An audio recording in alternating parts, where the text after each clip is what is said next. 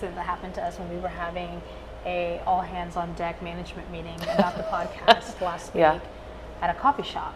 So do you want to tell that story a little bit? Yeah, I think one of the things that we were doing, we were just kind of discussing ideas, how we wanted to shoot, different content strategy and topics, and how to be more, incorporate just social media a bit more into our everyday lives outside of our podcast shoot. And it's so interesting because as we were sitting there, like literally having that conversation, what happened was this gentleman was sitting at a table like adjacent to us and began getting very loud. And immediately I thought, oh gosh, that's so annoying. Yeah, I remember you and Erica were kind of like, man, he's really loud. Like so loud. And I had caught the first end of his conversation, and I got a little sad because he was older, and I could hear him talking about his Social Security check not coming in and being delayed, and that he was unable to keep his power on, and he needed to know what other options. And I think he was talking to the electric company. I missed that though in the beginning. I was just like, I was about to go up to him and be like, hey, excuse me. And so I sensed the distress. Yeah. I remember sensing it, and I was really shocked by how it moved me. Yeah. And we were all sitting there, and we kept hearing him talk, and then he walked outside. Yeah. And well, when I saw him go outside, at that point I was like, okay, this isn't a normal conversation. Something's going on. Something is wrong. Because he began pacing outside the window, and as I was watching him outside the window, I began feeling in my spirit immediately, like, we need to pray for him, whatever's going on, because I missed the context of the first phone call that he had. So I was like, can we and you know me, I threw you out there because I wasn't going to go, but I was like, hey, go find out how much his electric bill is. Yeah. Well, I felt convicted immediately. I was like, oh gosh, here I am about to tell this man to be quiet, and he's having a legitimate crisis that I was completely insensitive to. Yeah. Well, because I think you didn't hear it. I didn't. Yeah. But when I did figure out what was going on, I felt so bad. I'm like, oh my gosh, we need to pray for this guy. Yeah. And so tell me the story about when you went over there and asked him. Because he has a story. He does have a story. He was on the phone, finishing the phone call, and it's maybe have been like a family member or something like that. It was clearly someone that was close to him, and he's like, thanks for checking on me. I don't know what I'm going to do. I'll figure it out. I know God's going to help me figure it out. I remember hearing that. And so I thought, okay, as soon as he hangs up the phone, I'm going to have to go over there. And I really just wanted to figure out what was going on and pray for him and see what we could do to help him out. And so I approached him and was like, hey, introduced myself, and I said, I'm so sorry, I couldn't help but overhear your conversation. And he felt so embarrassed. He was really embarrassed, and he was like, oh, I'm so sorry. I said, no, it's okay. I just wanted to come over because I'd like to help you. And my friends and I are over here, would love to help you. And I said, I also want to pray for you. And immediately he began crying. And he felt ashamed, he felt embarrassed, and I just kept reassuring him, it's okay. It's okay. Because we all go through stuff, and it's just I think what broke my heart so much is that he felt alone in his situation, And so I was listening to him, and he goes, I'm just so embarrassed about this. And I said, how much do you need? And he said, oh, it's a prepaid account. He said, I really only need $40 to turn it back on. They're going to cut my electricity today at 2 p.m. And I think it was 11 o'clock at that point, 10 o'clock, something. And he was supposed to get into the teens that night. Remember? Yeah, it's cold. It was cold. Yeah. Nobody should be without electricity. Nobody should be without heat. And so I told him, I said, we want to take care of that for you. And so he began telling me a little bit of his background, and he said, no, this was after I prayed with him first. And I said, well, we're going to take care of that for you. And he's like, okay. And I said, can I pray for you? Yeah. So I just prayed for him that the Lord would provide for him. Yeah. And I remember praying specifically that the Lord is El Roy. Yeah. That the Lord sees him in his situation. And I was crying. He was crying. I was holding his hand. We were all crying. I didn't see what was going on exactly. And he had, I knew he was a believer. Yeah. And you noticed it, I think, first. He had a hat on that said, walking with Jesus or something with Jesus. And after I prayed for him, we're both crying. He's holding my hand. And he begins to tell me, he said, thank you so much. You don't know what this means, that you would just come over here and minister to me and help me. He said, I used to be a pastor.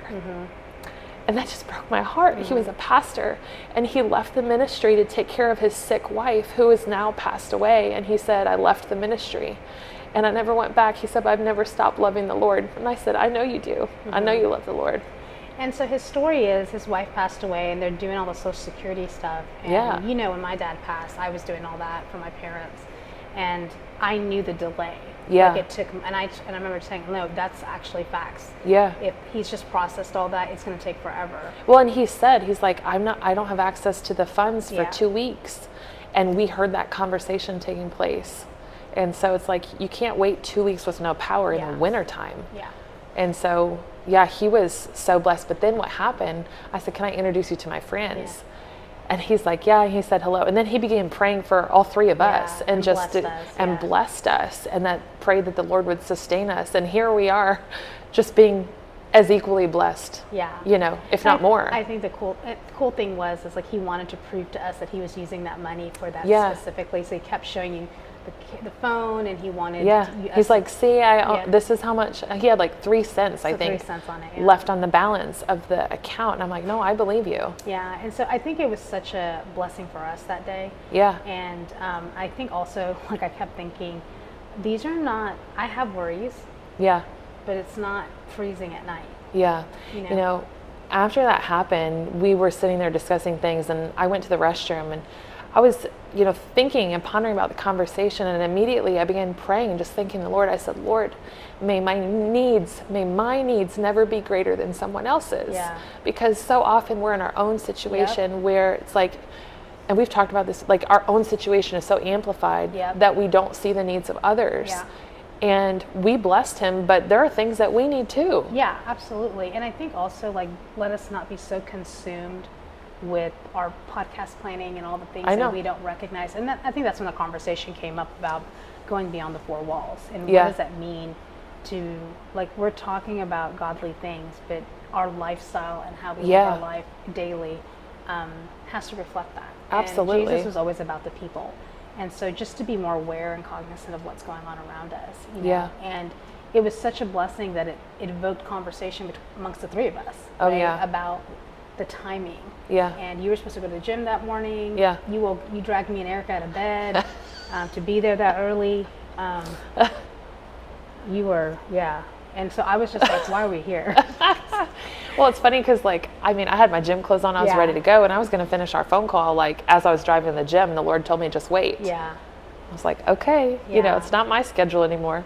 And I think may our life, like, we do a lot of things in ministry, but I just pray that we just never get so involved in the function of what we're doing and the program of what we're doing that we miss the people we're passing by. I know, and the thing that made me feel, I totally agree, is that man, even though he was previously a pastor, and he was like speaking the word over us, the man knew the word, but he might not step foot in a church right now. Because he was in a place of shame and embarrassed of his own situation, and he's not the only one. There's so many people in our day-to-day lives, wherever we go, that they may not step foot in a church. And I know we talk about it, but I think when you encounter those situations for yourself, it's kind of a wake-up call, really, is I want to be so aware of my environments where I can be a blessing, because I felt bad. I felt convicted that I didn't see quickly enough. You know, the Lord moved, obviously, but at first I was judgmental that he was loud. But he had a reason to be loud. He was frustrated and trying to keep the heat on. And so I think it was a cool experience for us. It terrorized our hearts as well. And just his distressed me. You know, because he was panicking. And so I think, but it evokes the whole door of opening up the conversation of what does ministry really look like?